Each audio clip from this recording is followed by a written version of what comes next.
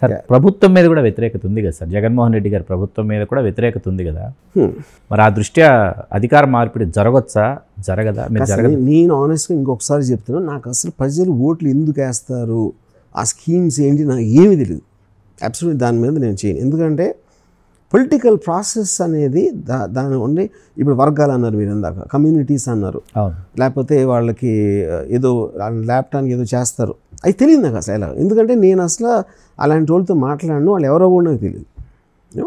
నేను కేవలం I'm looking at it from the top angle of the psychology of politicians. ఒక broad top యాంగిల్లో నేను చెప్తున్నాను. కానీ ఇప్పుడు ఫర్ ఎగ్జాంపుల్ ఫ్రీబీ ఇచ్చారు అనుకోండి, ఓట్లు అంటారు, డబ్బులు ఇస్తారు. నాకు ఎప్పుడు ఏంటంటే డబ్బులు ఇస్తే అందరి దగ్గర డబ్బులు తీసుకుని నా ఇష్టం చూడ వేస్తాను, డబ్బులు ఎలా వర్కౌట్ అవుతాయని అనుకునేవాడిని. కానీ నాకు ఒక పాలిటిషియన్ చెప్పాడు, నాకు ఆన్సర్ కరెక్ట్. నేను అడిగితే ఆడన్నాడు, డబ్బులు ఇచ్చేది ఓటు వేస్తారు అని కాదు, ఓటు వెయ్యరని. అది సూపర్ ఆన్సర్. ఇప్పుడు ఇలాంటి మైన్యూట్ ఎలిమెంట్స్ ఉన్నాయి చూడండి, ఉన్నాయి చాలా ఉన్నాయి.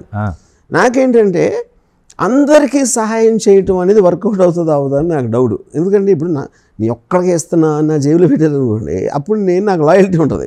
మీరు నన్ను కూడా అందరిలో కలిపేసి నాకు కూడా వీళ్ళు పడేసి అది బెచ్చంలా ఉంటుంది. కానీ ఆటి జోలికి నేను వెళ్ళను, ఎందుకంటే వాళ్ళకున్న నిత్యావసరాలు కానీ వాళ్ళకున్న ప్రాబ్లమ్స్ కానీ అది నేను తెలియదు. ఎందుకంటే నేను కొంచెం హైయర్ స్టేట్ మనిషిని కాబట్టి ఆ ఎక్స్పీరియన్స్ నేను ఎప్పుడు చేయలేదు. ఏది నేను డైరెక్టర్ అవ్వకముందు నేను ఒక లోవర్ మిడిల్ క్లాస్ నుంచి వచ్చినా కూడా ఆ టైంలో కూడా ఎప్పుడు నేను నా దగ్గర డబ్బులు లేవు, లేకపోతే నేను ఒక పోవర్టీ అనేది నేను చూడలేదు.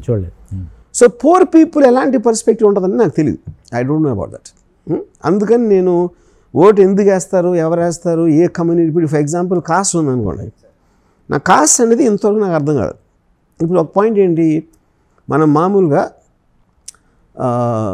ఇప్పుడు ఎవరైనా సరే మీకు ఐడెంటిటీ, నేను, నా ఫ్యామిలీ, నా పిల్లలు, నా కులం, నా దేశం, నా భాష, ఇవన్నీ ఓకే అయినప్పుడు కులం ఎందుకు పక్కన వచ్చింది? నా దేశం అంటే మంచి దేశభక్తులు అన్నారు, నా మతం అది రిలీజియస్ రా, తిరుపతికి వెళ్తూ ఉంటాడు అని చెప్తారు. నా ఫ్యామిలీ ఎంత బాగా చూసుకుంటాడు అని చెప్తారు. నా కంపెనీ అంతా బాగా సక్సెస్ఫుల్ అయిపోయాడని చెప్తారు. కులం వచ్చేసరికి అక్కడ కుల గజ్జిరా అంటారు. అదేంటి అది ఒక్కటే ఎందుకు బయటకు వచ్చింది అనేది ఒక పాయింట్. రెండవది అసలు అది నిజంగా దాని ఎఫెక్ట్ ఉంటుంది అనేది also I have my doubts. ఎందుకంటే ఇప్పుడు ఫర్ ఎగ్జాంపుల్ చెప్తున్నా, డ్రాయింగ్ రూమ్లో డిస్కషన్ చేయటానికి యాక్చువల్గా దాని ఫర్ ఎగ్జాంపుల్ చెప్తున్నా, ఇప్పుడు రాజమౌళి అని అనుకోండి, రాజమౌళి ఎస్సీ అనుకోండి, ఒకవేళ ఈ అప్పర్ కాస్ట్ తీసుకురా డైరెక్టర్గా ఖచ్చితంగా తీసుకుంటారు. ఎందుకు? Is the most successful guy. Money ఒక్కటే ఉంటుంది, కాస్ట్ కమ్మ కాపు ఇది అంతా ఏమి ఉండదు. ఎవరి దగ్గర పవర్ ఉంది. ఇప్పుడు ఇంటర్ కాస్ట్ మ్యారేజ్ చూడండి, అందరికన్నా తక్కువ కులం అనుకుంటే అక్కడికి ఎక్కువ డబ్బు ఉండి ఏం మాట్లాడు. యా. సో ఇప్పుడు అందుకని మాట్లాడితే కులం లెక్కలేస్తూ ఉంటారు. దాని ఇంప్లిమెంటేషన్ ఇప్పుడు నేను ఇలాంటి క్వశ్చన్ అడిగితే ఆవిడ ఆన్సర్ చెప్పడం. తమిళ సినిమాలో ఇప్పుడు కమ్మ కాపు ఎగెన్స్ట్ అనుకుందాం. ఇప్పుడు కాపు డైరెక్టర్ సూపర్ హిట్ తీసాడు, కమ్మ ప్రొడ్యూసర్, కమ్మ డైరెక్టర్ ఫ్లాప్ తీసాడు. ఎవరిని తీసుకుంటాడు? కాపు తీసుకుంటాడు. మీరు కొంచెం వైడ్గా వెళ్ళండి, 2 వీక్స్ బ్యాక్ వరకు, 2 or 3 వీక్స్ బ్యాక్ వరకు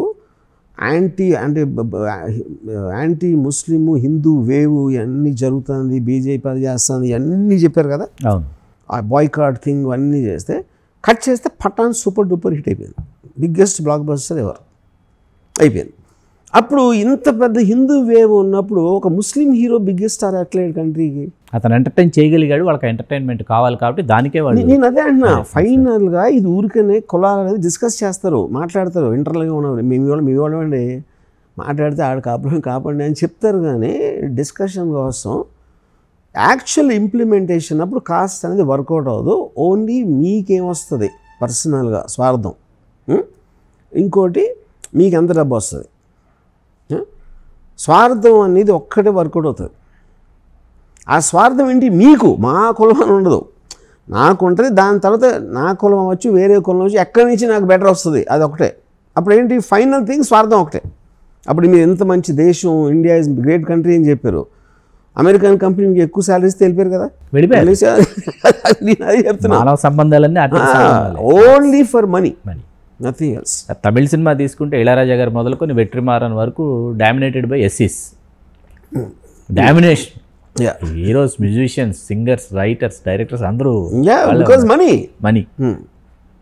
సరే, మీ సినిమాని ప్రేమించి శాసించి శ్వాసించి రామ్ గోపాల్ వర్మ గారు, మీరు మిమ్మల్ని పూరి జగన్నాథ్ గారు రెబెల్ గోపాల్ వర్మ అన్నారు. ఎందుకన్నారు rebel Gopal Varma? I'm not sure అండి, ఎందుకంటే కాంటెక్స్ట్ నాకు తెలీదు. But it is possible. అంటే నేను ప్రతిదానికి ఒక ఆపోజిట్ ఆర్గ్యుమెంట్ ఇయటం, లేకపోతే ఆపోజిట్ పర్స్పెక్టివ్ ఆఫ్ సినిమాలో తీసుకోవటం కానీ అలాంటిది ఏదై ఉంటుంది అనుకుంటున్నాను. కానీ నేను అసలు యాక్చువల్గా రెబెల్ అనే దానికి ఒకటి చెప్తాను నేను. ఇంకోటి పవన్ కళ్యాణ్ 2 లక్షల పుస్తకాలు అంటాడు. నాకు తెలిసి 20 పుస్తకాల పేర్లు కూడా చెప్పలేడు. పేర్లు నేను చెప్తున్నాను. కానీ అదే ప్రాబ్లం. ఎందుకంటే 2 లక్షల పుస్తకాలు చదివానంటే ఆ కుర్రోళ్ళు అందరూ చొక్కలేముకుంటాడు. కానీ ఏమాత్రం కొంచెం ఎడ్యుకేటెడ్ నాలెడ్జ్ ఉన్నవాడు 2 లక్షల పుస్తకాలు చదివితే ఎవడో నమ్మడు. అప్పుడేంటి, వాళ్ళని అక్కడ తప్పట్లు కొట్టించడానికి you are losing your credibility everywhere. ఇంకోటి ఏమవుతుంది, మాట్లాడితే Che Guevara. Che Guevara is a communist, is మన నక్సలైట్. అది సేమ్ ఎవరు, మన పిడబ్ల్యూజీ గణపతి ఇక్కడ ఇండియాలో మోస్ట్ వాంటెడ్ గై, అలియాస్ ముప్పాళ్ళ లక్ష్మణరావు అలియాస్ గణపతి. పిడబ్ల్యూజీ గణపతి గురించి మాట్లాడు. అది ఆశ్చర్యం. ఎందుకంటే వాళ్ళిద్దరు వాళ్ళ బడుగు వర్గాలు ఫ్యూడలిస్టులతో దెబ్బలాటం అనేది బేసిక్ స్ట్రగుల్ ఆఫ్ నక్సలిజం. అది మీరు ఇండియాలో అయినా ఎక్కడైనా కూడా అదే ఉంటుంది. చే గౌరా టీషర్ట్ మీద ఉన్నాడు కాబట్టి చే గౌరా నుంచి మాట్లాడు. గణపతి చే గౌరా చేసిన దానికి ఏది వాళ్ళ పాయింట్ ఆఫ్ వ్యూలో వాళ్ళు కరెక్ట్ అని మనం అనుకుంటే ఈజ్ 100 times బిగ్గర్ దెన్ చే గౌరా. చే గౌరా చేసింది ఏమీ లేదు అక్కడ, చాలా తక్కువ. తను చంపింది కానీ దాంట్లో అతను దొరికిపోయాడు. వెరీ యంగ్ ఏజ్లో చంపేశారు తను. గణపతి మస్ట్ బి 60-65 ఇప్పుడు, maybe more, I don't know.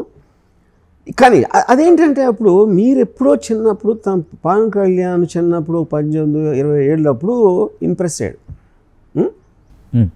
అప్పుడు తనకు తెలియదు అసలు ఎగ్జాక్ట్లీ చే గౌరా ఏంటి, ఆ క్యూబన్ ఇది, ఆ ఫిడెల్ కాస్ట్రో ఆస్పెక్ట్స్ అని కూడా తనకు తెలియదు.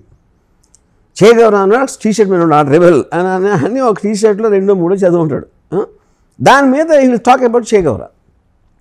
అప్పుడు ఆ కుర్రోళ్ళ బ్యాచ్ కూడా ఆ 13 to 19 వాళ్ళు కూడా గవుక్కుని రిఫర్ చేసినా కూడా ఆడేమో ఒక రెబెల్ లీడర్ అని పెడతారు. ఆడే చే గౌరా అంటారు వాళ్ళు కూడా. ఇప్పుడు మన దేశంలో అదే ఇష్యూస్ మీద దెబ్బలాడుతున్న గణపతిని ఇగ్నోర్ చేయటం ఏంటి ఒకవేళ అనుకుంటే? యూనో ఇద్దరి ఆశయాలు exactly same, Che Guevara and Ganapati.